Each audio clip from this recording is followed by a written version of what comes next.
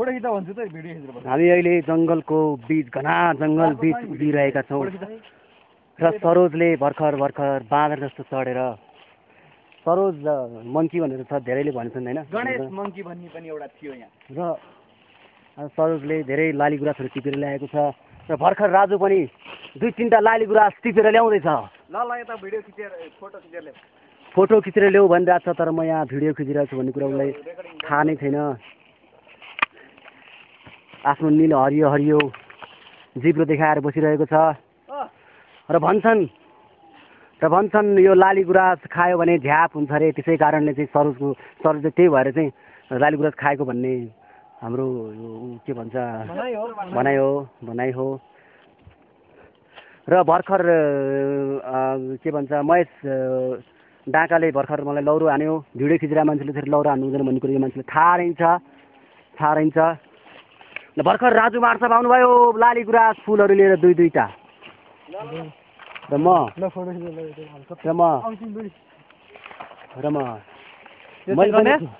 मैले पनि धुप्पै लाली गुराँसहरू टिपेर आफै टिपे होइन यसले मैले टिपेको चाहिँ देखाइरहेको छ लाली गुराँस भ्रममा नपर्ने होला दर्शकहरू कति लौरो हाने पनि हान कति ढुङ्गा हाने पनि हान यो जङ्गल चाहिँ धुलीखेलको लौरो हाने पनि हान जङ्गल हो र हाम्रो महेशजी त्यहाँ एकदम राम्रो पोज दिएर बसिरहनु भएको छ र हाम्रो गणेशजी पनि सँगै पुग्नुभयो राजु सर जाँदै हुनुहुन्छ उनीहरूबाट जाँदै हुनुहुन्छ राजु सर पनि पुग्नुभयो अहिले भर्खरै हाम्रो नयाँ टोली लाली गुराँस टिपेर आइपुगेको छ र यो लाली गुराँस भने झ्याप हुन्छ अनि कुरा चाहिँ अलिकति मलाई पनि हो कि यो गणेश चाहिँ हावा कुरा गरिरहेछ र हाम्रो महेश पुरा पोज लिएर बसिरहनु भएको छ महेश चाहिँ मलाई हानुला जस्तो गरिरहेछ र यसको चाहिँ है कुरो के हो भने यो महेशले चाहिँ एउटा नि अहिलेसम्म लाली गुराँस टिप्न सफल भएका छैनन् ब्याग लिएर आऊ ब्याग बोकेर मेरो एउटा फोटो खिच होइन नि ब्याग लिएर आऊ अहिले फोटो खिच भनेर यहाँ चाहिँ हल्ला गरिरहेका छन्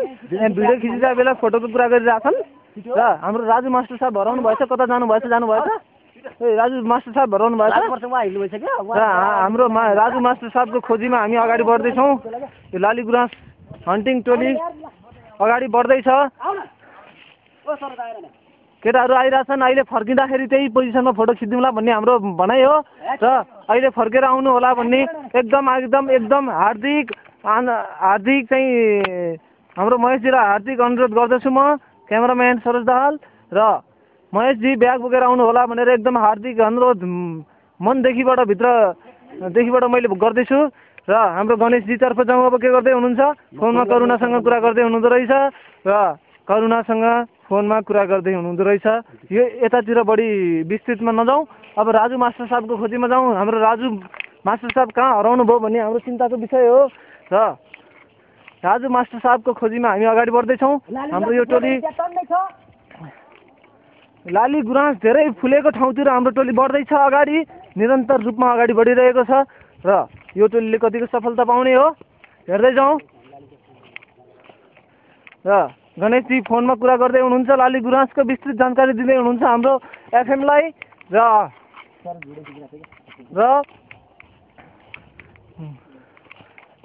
हाम्रो राजु मास्टर साहब भेटिनु भयो म जुम गर्दैछु मेरो क्यामेरालाई र हाम्रो राजु मास्टर साहब अन्तिममा गएर भेटिनु भयो लड्न सक्ने सम्भावना धेरै छ राजु मास्टर साहबको हामी चाहिँ राजु मास्टर साहबलाई जोगाउनको लागि अगाडि बढ्दैछौँ महेशजी पनि बल्ल हाम्रो निरन्तर प्रयासको उसमा चाहिँ हाम्रो राजु मास्टर साहब भेटिनु भएको छ हामीलाई अत्यन्तै खुसी लागेको छ लाली गुराँसको रुखमा बाँदर झैँ चढेर टिप्दै हुनुहुन्छ हामीलाई थाहा छैन राजु मास्टर साहबले यो लाली गुराँस लगेर कतिमा बेच्नुहुन्छ आज चन्नै कमाउनु होला भन्ने हाम्रो भनाइ छ चन्नै कमाउनु हुन्छ होला उहाँलाई चाहिँ लाली गुराँस टिपेर हामीलाई पनि दिनुभयो भने धन्यवाद दिउँला नत्र नदिउँला धन्यवाद दिने क्रममा छौँ राजु मास्टर साहब चाहिँ लाली गुराँस टिप्ने क्रममा हुनुहुन्छ उहाँले धेरै नै लाली गुराँस भएको एउटा रुख भेटाउनु भएको छ र त्यो रुखबाट टन्ने लाली गुराँस टिप्ने उहाँको प्रयास छ हेरौँ कतिको सफल हुन्छ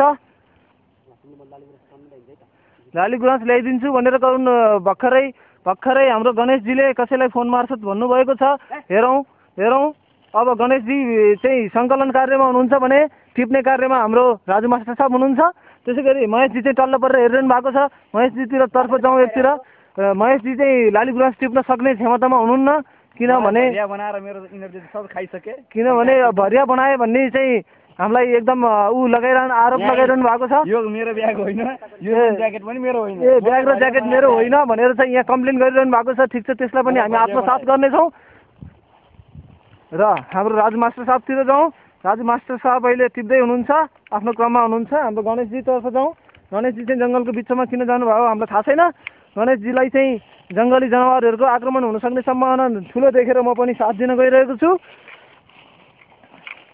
गणेशजी रुखतिर चढ्ने तर्खरमा हुनुहुन्छ त्यहाँ चढ्दा खतरा हुन सक्ने सम्भावना छ गणेशजी त्यसैले नचढ्नु होला भन्ने मेरो आग्रह हो गणेशजी नचढिदिनु होला त्यहाँ खतरा हुन सक्ने सम्भावना छ नजिकै हस्टेल नभएको अवस्थामा गणेशजी उफ्रिँदै हुनुहुन्छ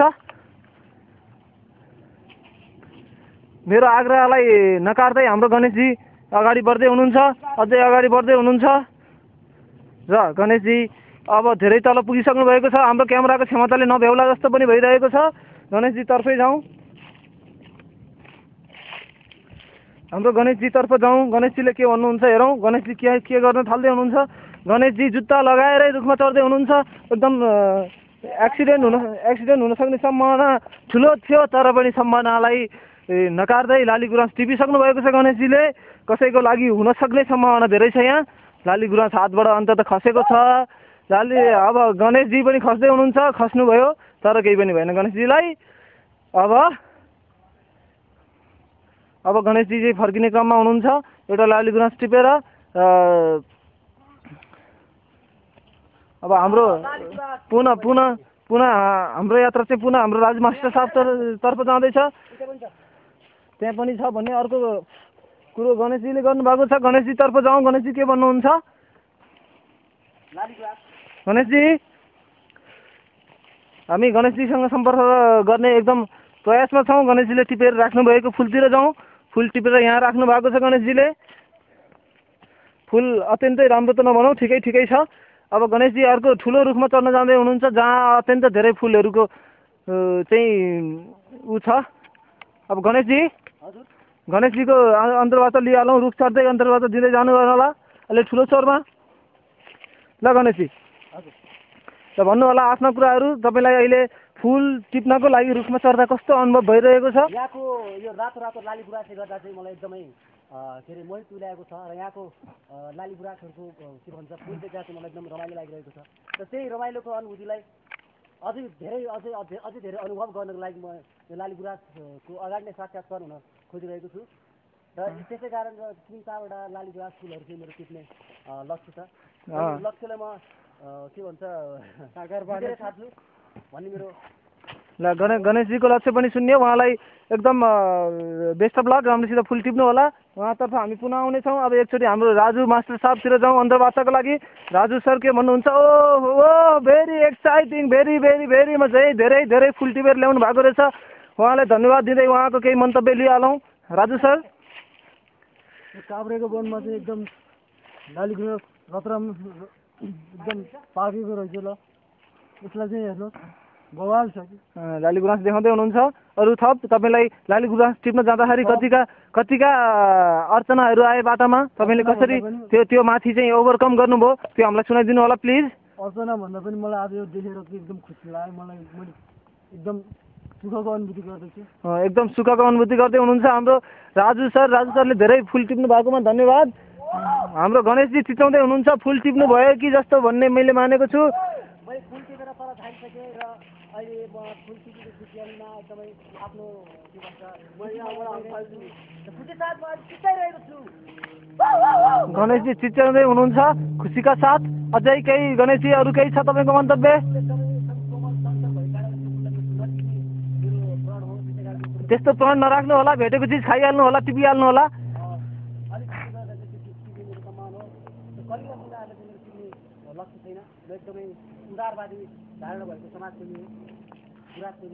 उदारवादी गुनाससेवी भन्नुहुन्छ तर त्यही गुनासकै रुखमाथि टेकेर त्यो गुनासलाई कति क्षति पुऱ्याइरहनु भएको छ उहाँलाई त्यो अनुभव छैन अब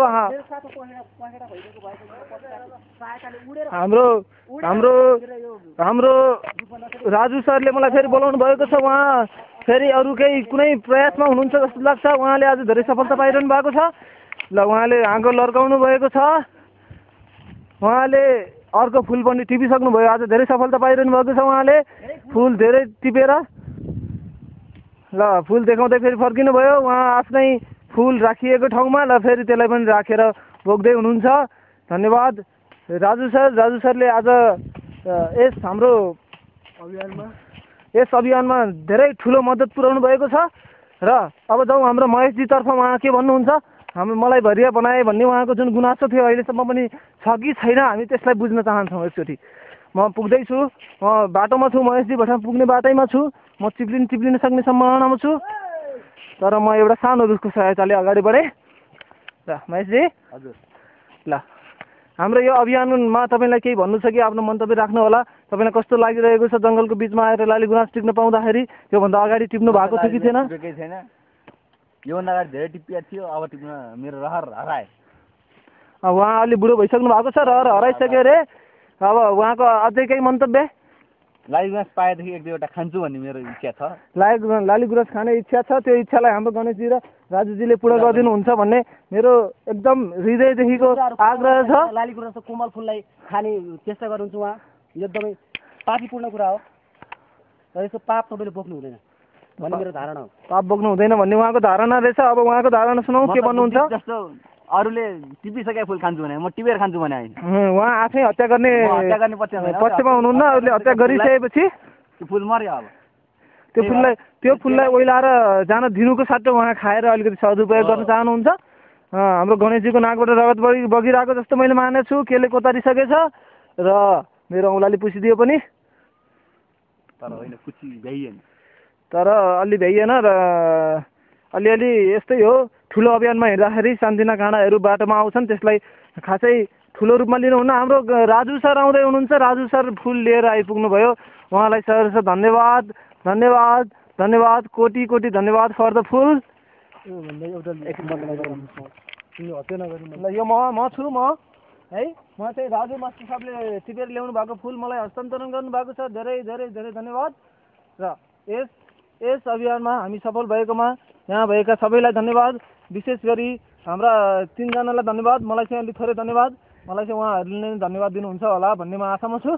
र यो धन्यवाद नदिने हामी के अरे के भन्छ सोचमा छौँ। किनभने हामी धन्यवाद दिन चाहँदैनौँ। किनभने धन्यवाद दिँदाखेरि एकदमै धेरै मुख थाक्ने भएको कारणले, धेरै गाह्रो हुनुभएको कारणले धन्यवाद नदिने हाम्रो लक्ष्य छ।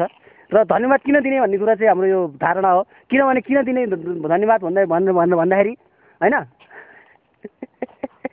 किनभने भन्दाखेरि तपाईँ बोलिराख्नु भएको छ, तपाईँको बोली सुनेर सबै मान्छे आभारी हुन्छन्। त्यसै कारण तपाईँलाई धन्यवाद दिइरहनु पर्ने कारण पनि छैन होइन। तपाईँ धन्यवादको पात्र पहिलेदेखि नै हुनुहुन्छ। तपाईँ धन्यवादको पात्र पहिलेदेखि हुनुहुन्छ र तपाईँ के अरे अघिपरि सुनलाई कसी लाउनु पर्दैन भन्ने एउटा उखान छ। त्यसै कारणले चाहिँ तपाईँलाई धन्यवाद नभन्ने हाम्रो के भन्छ हाम्रो पार्टीको हाम्रो पार्टीको निर्णय थियो। धन्यवाद। पार्टीगत हिसाबमा नजाउँ। अहिले हामी यहाँ एकदम स्वतन्त्रपूर्वक लाली गुराँसमा आएको बेलामा पार्टीको कुरा नगरौँ जस्तो मलाई लाग्छ। र एउटा खान नभएको बाँदरले चाहिँ खालि त्यो लाली गुराँस फुल टिपेर कपा खाइरहेको छ। टिपेको छैन, टिपेको फुल उसले खाइरहेको छ। र ठ्याक्कै बाँदरले त्यो जुङ्गा केलाएर खाएको जसरी त्यो केलाई खाइरहेको छ। अब त्यो भिडियो उहाँले यसै गरी जुम्रा केलाएर खानु हुँदो रहेछ भन्ने कुरा आज मैले पत्ता लगाएँ। भिडियो मेमोरी सकिएको जस्तो मैले मानेको छु। त्यसैले अब हामी यसलाई क्लोज गर्न चाहन्छौँ। अन्त्यमा जम्मैले बाई बाई गरौँ होला। अन्त्यमा हाम्रो भिडियोलाई जम्मैले बाई बाई गरौँ होला। Raju sir by by by by by. धन्यवाद है। धन्यवाद धन्यवाद।